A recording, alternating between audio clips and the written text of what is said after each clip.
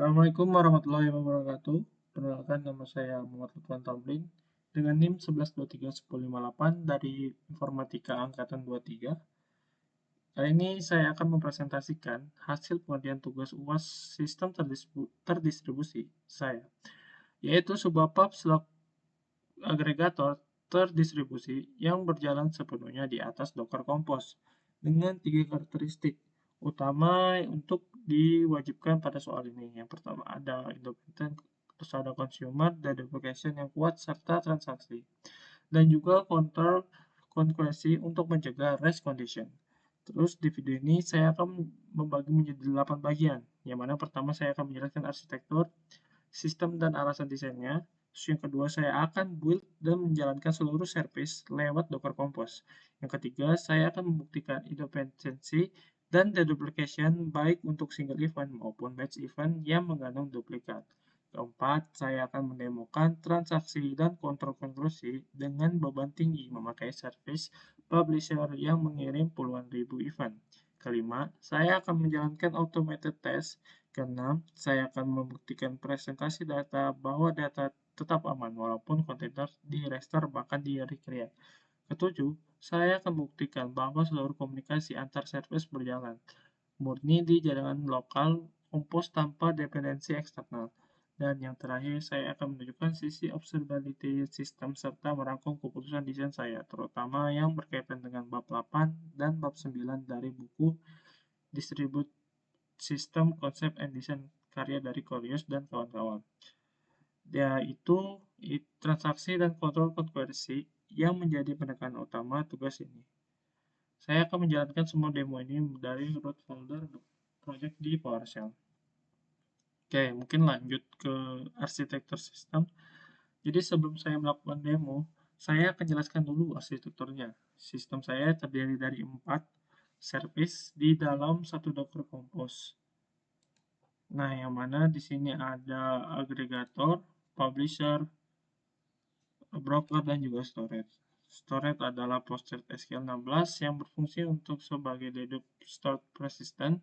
Broker adalah Redis 7, yang mana saya pakai sebagai message queue internal antara endpoint penerima event dan juga proses yang benar-benar menyimpan ke database. Terus ada agregator, yang mana ini adalah service inti saya yang dibangun dengan Python dan juga Fast API. Terus ada event, dan di sini juga bisa menerima event lewat endpoint, publish, dan juga melayani query lewat event. Dan state kedua, di dalam proses yang sama ada 4 consumer worker berbasis Ansiyo yang menarik event dari Redis queue dan menyimpan ke Postgres secara independen terakhir. Terus di sini publisher itu adalah service simulator yang saya buat khusus untuk generate ribuan file, ribuan event, sebagian diantaranya sengaja diduplikasi untuk menguji apakah sistem saya benar-benar tahan terhadap duplikasi. Inilah kenapa saya pilih arsitektur publish subscribe itu, supaya itu pada client server mengirimkan harus menunggu hasil pemrosesan secara langsung dan sinkronus, sehingga kalau ada lonjakan trafik, request akan terblok dan sistem tidak jadi responsif. Dengan adanya PubSub, saya memisahkan tahap penerimaan. Dan event ini pada tahap pemrosesannya, begitu event ini divalidasi, ia langsung didorong ke Redis queue, dan endpoint langsung membalas sementara. Proses insert database dikerjakan secara asinkronus oleh consumer worker di belakang layar. Ini membuat sistem saya jadi back pressure alami lewat antrian. Lebih scalable karena saya bisa menambah jumlah worker tanpa mengubah publisher, dan lebih fault isolate karena kalau database sedang lambat, endpoint publish tetap bisa menerima event tanpa harus menunggu. Intinya dari deduplication saya yang di tabel post event di Postgres, yang saya punya itu ada yang unik. Di sini ada pada kombinasi topik dan juga event ID, yang mana Jika terjadi konflik, dia tidak akan melakukan apa-apa. Jadi kalau dua worker mencoba memproses event yang secara sama, hanya satu yang benar-benar berhasil. Nah, ada insert. Yang kedua otomatis ditolak oleh database itu sendiri lewat unique index tersebut. Jadi lewat pengecekan manual di code, aplikasi ini rentan dari race condition. Oke, mungkin bisa dilanjut untuk menjalankan build dan juga service yang lainnya.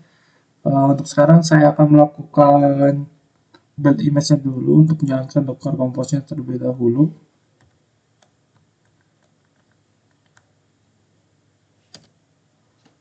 Oke, di sini itu adalah proses build image aggregator, yang mana publisher dari Docker file masing-masing lalu menarik image dari Postgres dan juga Redis untuk storage dan broker.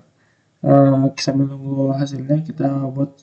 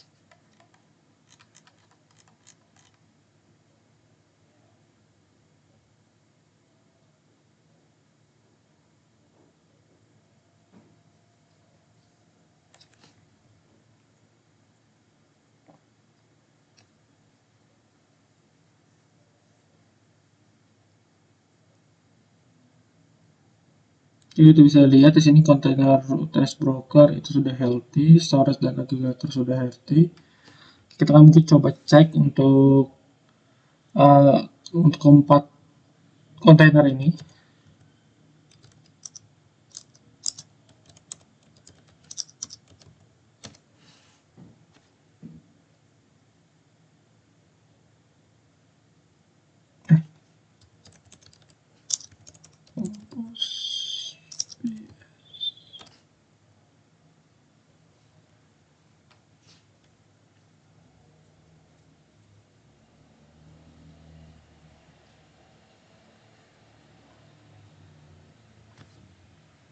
Kita bisa lihat di sini ada 3 kontainer. Di sini ada UTS aggregator, ada UTS broker dan juga storage, yang mana masing-masing memiliki tugasnya masing-masing. Oke, mungkin bisa lanjut, kita akan mencoba apakah API-nya itu benar-benar bisa diakses di luar kontainer. Kita akan coba di sini.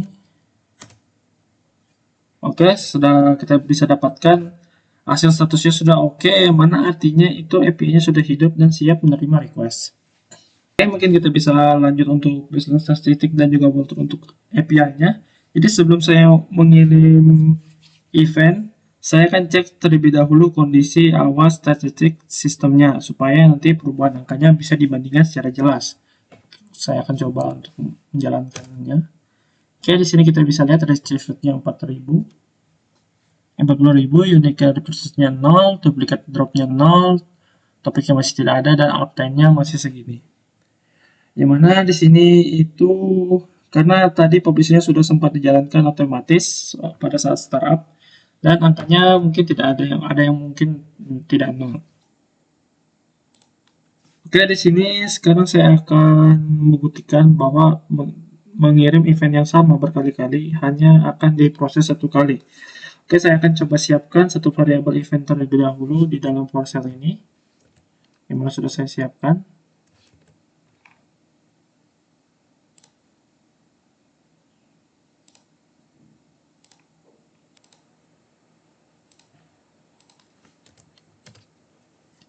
Oke, di sini sudah saya siapkan.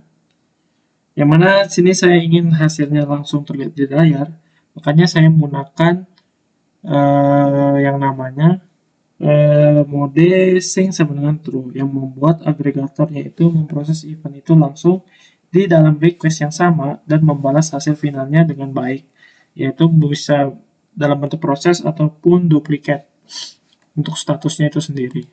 Oke, di sini saya akan coba mengirimkan event.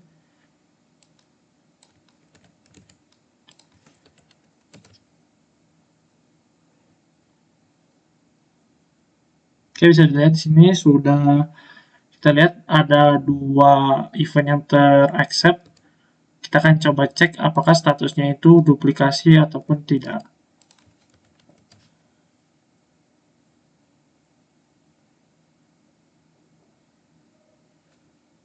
Oke, kita bisa lihat di sini dia menerima 2 dan yang unik itu yang diproses itu 1 dan yang terdeteksi duplikasi itu ada 1. Yang mana sebelumnya itu saya mengirimkan 2 event yang sama. Nah, bisa kita lihat di sini dapat dibuktikan bahwa sistem bisa menerima event yang sama, tetapi sistem bisa juga mengedrop untuk event yang sama persis. Bisa saya dilihat hasilnya seperti ini.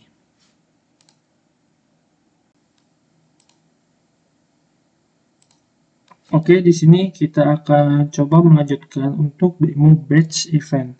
Sekarang saya akan menunjukkan bahwa endpoint atau publish saya mendukung pengiriman dalam batch dalam satu request dan dedupnya tetap bekerja walaupun duplikatnya ada di dalam satu batch yang sama.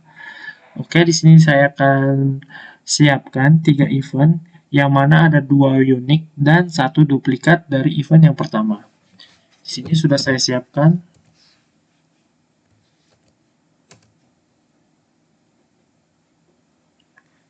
Di sini saya menambahkan parameter atomic sama dengan true, yang mana artinya itu seluruh batch ini akan diproses di dalam satu transaksi database. Kalau ada kegagalan di tengah jalan, seluruh batch akan di rollback sehingga tidak ada kondisi setengah tersimpan, yang mana hasil proses 2 itu 2, terus duplikatnya itu 1 dan count-nya itu ada 3, yang mana sesuai harapan. Nah, kita akan coba ngecek apakah ini benar-benar 2 yang diterima dan 1 yang dianggap duplikasi.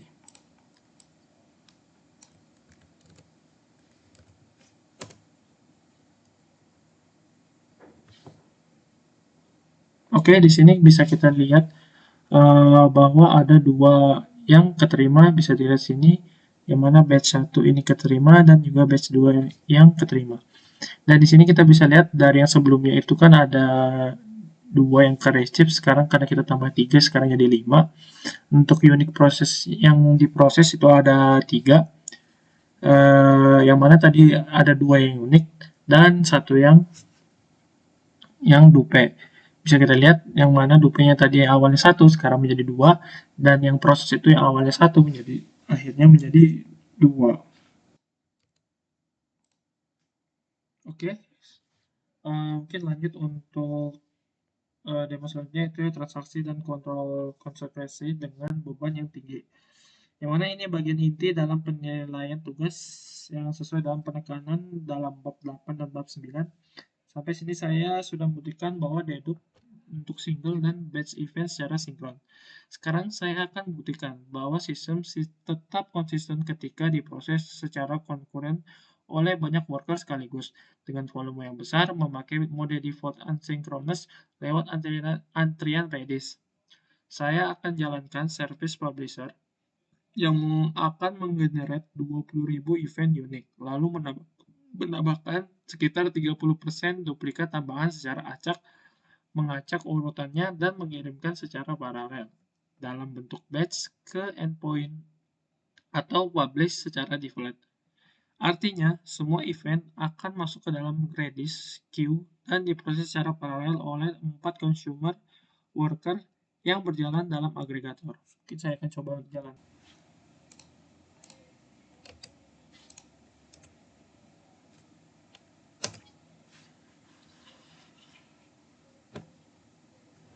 Oke, selagi proses ini berjalan, saya akan jelaskan apa yang terjadi di balik layar. Jadi, setiap event yang masuk ke publish langsung didorong ke dalam Redis lewat lpush. Dan keempat worker saya menariknya ke dalam blocking melewati BRP0P ya, karena beberapa worker ini bisa saja menarik dua event dengan topik ataupun event ID yang identik secara bersamaan, terutama untuk event yang sengaja diduplikasi oleh publisher. Dan disinilah race condition sungguhan bisa terjadi kalau saya tidak menanganinya dengan benar. Jadi saya menanganinya bukan dengan locking manual di level aplikasi seperti select ataupun for update yang akan menyerialkan semua write dan menurunkan throughput, melainkan dengan unique index di database yang menjamin secara atomik di level storage engine. Jadi ada dua transaksi yang mencoba insert baris dengan kombinasi topik ataupun event ID, sama salah satu pasti gagal lewat on conflict do. Jadi jika terjadi konflik, dia tidak akan melakukan apa-apa. Tanpa saya harus menulis kode locking sama sekali.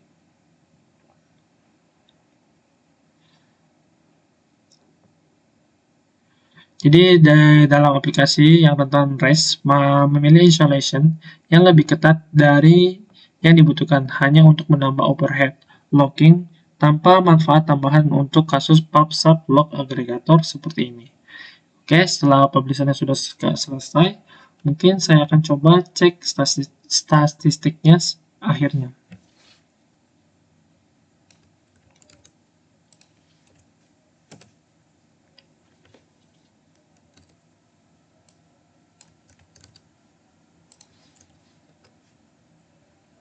Oke, di sini sudah kita lihat, bisa kita bandingkan 3 angka receipt dalam total event yang diterima, termasuk duplikat unique proses adalah jumlah event yang benar-benar baru, yang ini, dan juga duplikat drop adalah jumlah yang berhasil ditolak. Kalau saya hitung duplikat drop dibagi receipt hasilnya itu akan mendekati sekitar 30% sesuai dup rate yang saya set di publisher.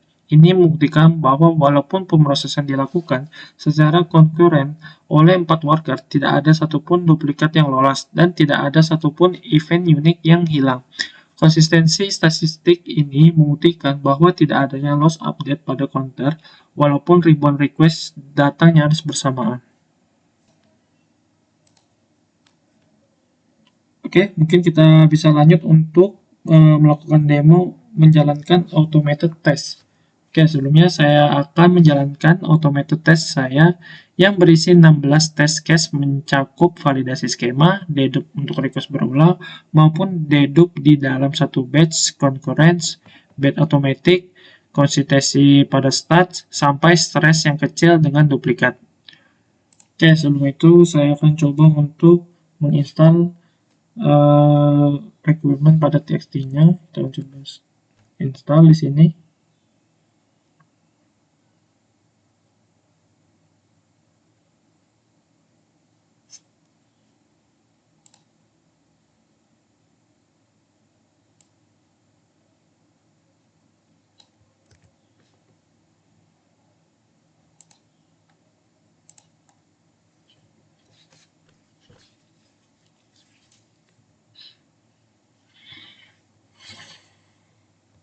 Oke, sebelum kita melakukan testingnya, saya akan coba untuk mengecek apakah sudah oke atau belum.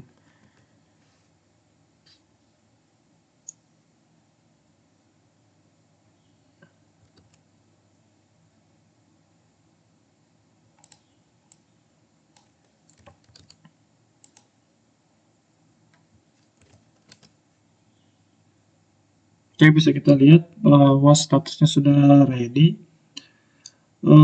Di sini kita akan coba melakukan testing pada yang sudah kita buat.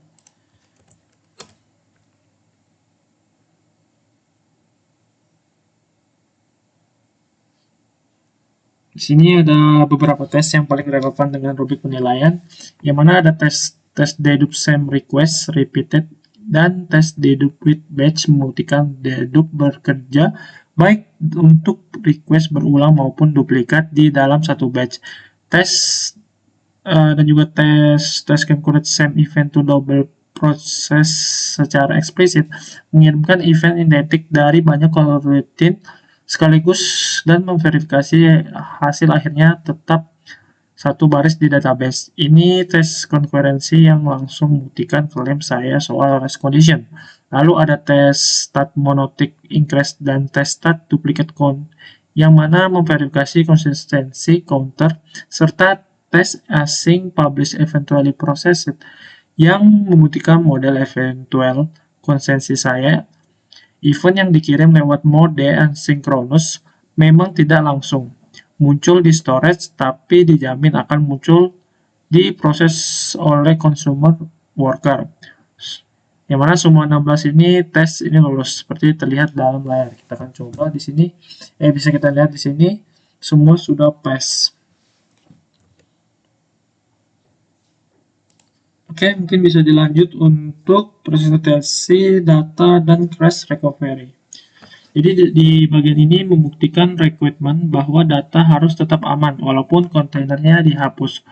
Saya mulai dengan memastikan data dari demo duplicate 1 tadi masih ada, lalu saya restart agregatornya dulu. Mungkin saya akan coba start terlebih dahulu.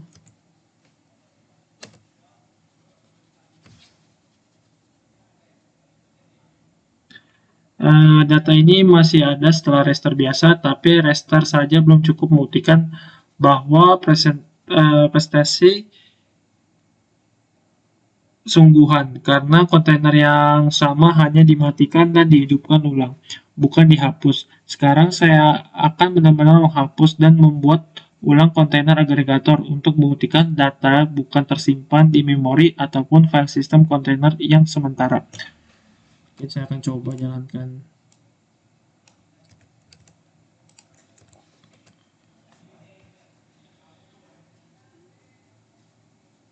Oke, di sini kita bisa lihat kontainer agregator sekarang benar-benar intens baru, tapi datanya tetap utuh. Karena Postgres yang menyimpan data. Saya tidak ikut hapus dan tetap mount ke name volume yang sama. Saya buktikan juga dengan mengirim ulang event yang sama persis untuk memastikan dedup-nya tetap bekerja walaupun agregatornya sudah jadi install. Mungkin saya akan coba jalankan.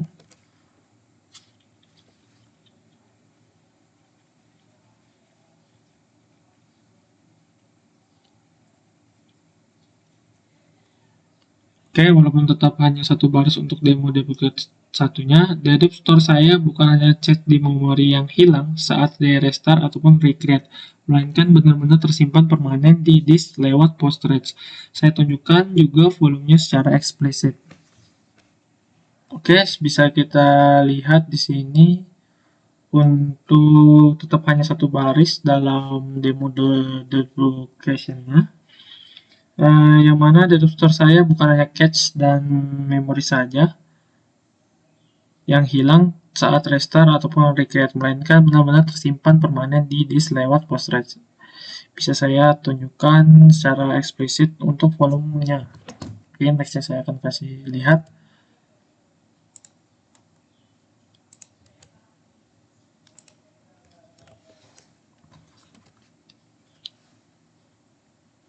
Oke, di sini terlihat bahwa volume pg underscore data dan broker underscore data memiliki project ini, yang lifecycle-nya terpisah dari kontainer. Inilah yang membuat presentasi data tidak bergantung pada umur kontainer, sesuai konsep penyimpanan terdistribusi yang dibahas pada bab 11. Bisa dilihat di sini ada dua ini, yang mana tetap ada dan tidak bergantung pada yang lainnya.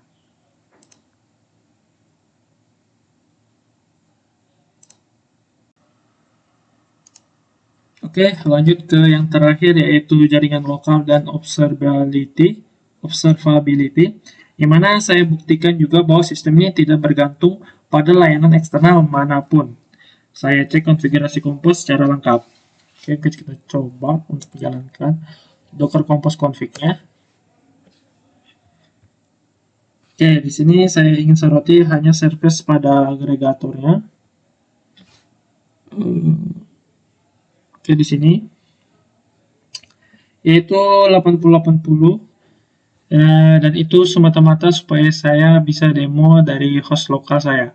Service storage dan broker sama sekali tidak punya port diekspos ke host, sehingga keduanya hanya bisa diakses dari dalam jaringan Compose lewat network bernama internal.net yang dipakai bersama oleh keempat service lewat DNS internal Docker Compose. Tidak ada satupun environment variable di Compose ini yang mengarah ke domain ataupun IP public di luar nama-nama service Compose itu sendiri seperti storage, broker, dan juga agregator. Untuk observability-nya saya sudah siapkan endpoint health untuk liveness dan readiness serta stat untuk metrik real time yang sudah saya tunjukkan berkali-kali tadi. Saya juga punya struktur logging di setiap worker. Oke, saya akan coba jalankan.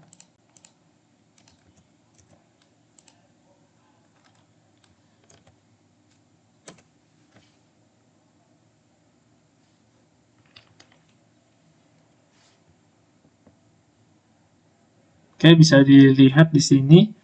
Di log ini dilihat baris yang menunjukkan worker mana, memproses event apa, dan mana yang ditandai sebagai duplikat. Sangat membantu untuk dibagi maupun audit serta trial. Untuk penutup sendiri, sebagai ringkasan, sistem yang saya bangun ini menerapkan idempotensi dan deduplication lewat unique constraint di database, bukan logika aplikasi yang rentan race condition. Konsistensi dijaga lewat transaksi acid dengan isolation level rate committed, yang saya pilih secara sadar berdasarkan trade-off antara keamanan dan performa. Sesuai pembahasan pada bab 8 dan bab 9, reliability dijaga lewat retrieve dan backoff di publisher, queue persistent di Redis, serta dedup store yang ditahan terhadap crash dan recreate container berkat name volume.